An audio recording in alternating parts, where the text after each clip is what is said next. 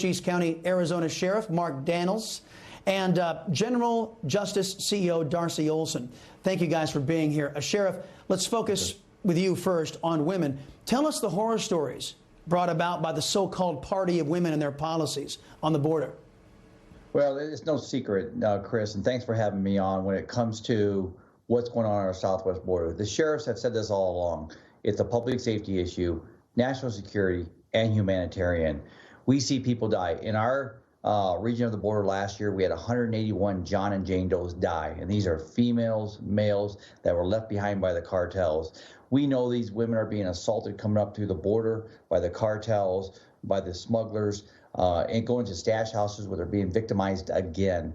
And the stats speak for themselves. The National Sheriff Association just did a survey, Chris, and it found out 68% of people feel that this administration is not doing the right thing to secure this border. And as long as we ignore it, the intellectual avoidance on this border, we're going to have public safety and humanitarian crises along this border like we're having every day. Darcy, I want to turn to you. And let me, by the way, Gen Justice, you are the CEO of Gen Justice. I flubbed that up when I was introducing you. Children are getting raped, not only on their long trek through Mexico to get to the United States, brought here by Biden and Harris's policies and the Socialist Democrats' policies. But while Biden inside their detention facilities, these children are also getting sexually abused. Can you address that? Sure. I appreciate you having me on today. And, you know, my organization is focused on foster children across the United States.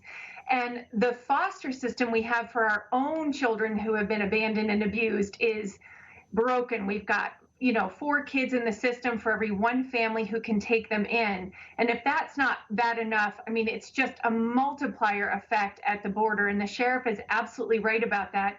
It's different being in a border state. It is an absolute crisis here. You've got 22,000 kids coming in.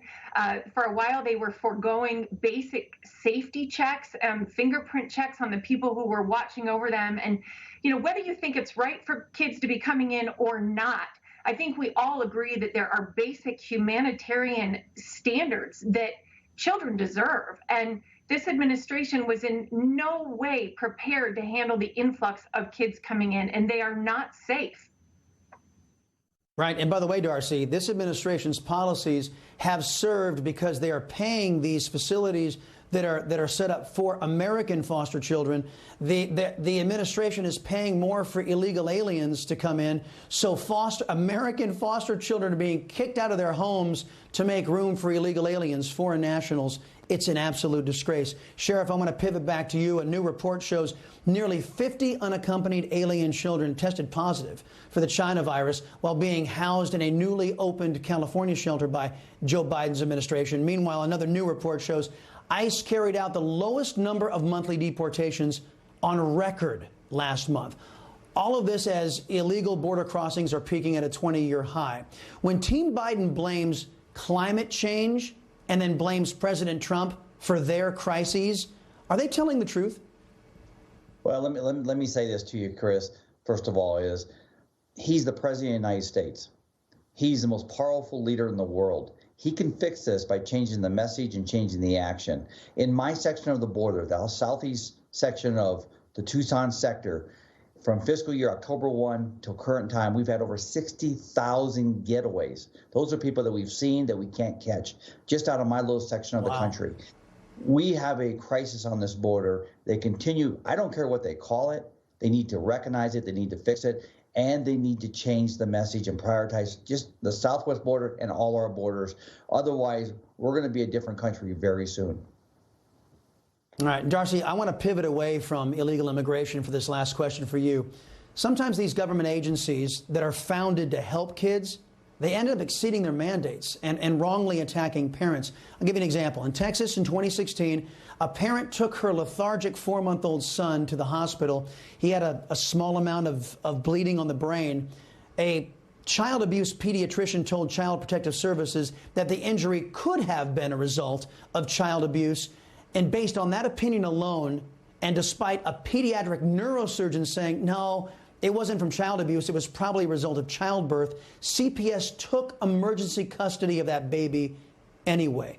How do we get these state agencies to strike a balance between protecting kids and parental rights? These horror stories exist in every state across the country, and they exist on the part of parents who are wrongly accused. But on the flip side of that are all of the children who are under the watch of foster protective agencies and who die anyway. So half of all the child abuse fatalities in this country, those children are known to the agencies who have failed to keep them safe. And so while it's true that there are overzealous bureaucrats, and thank goodness we have due process for parents, I think it is a bigger problem that we have American children dying in our foster care system, and they don't have due process, they don't have counsel, and we really need to put some focus on their lives as well. Sheriff, Darcy, guys, thank you for your time. Appreciate it here on the Chris Salcedo Show.